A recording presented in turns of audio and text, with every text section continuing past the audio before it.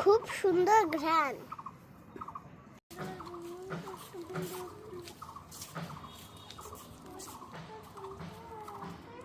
অনেক বেগুন হয়েছে। এইগুলো সবুজ কালারের, এখানে আছে বেগুনি কালারের।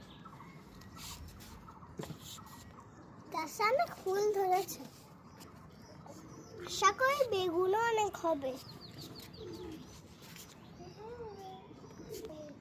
এই পাশে আরেকটি সবুজ বেগুন, এই গাছটিতেও বেশ কিছু বেগুন ধরেছে।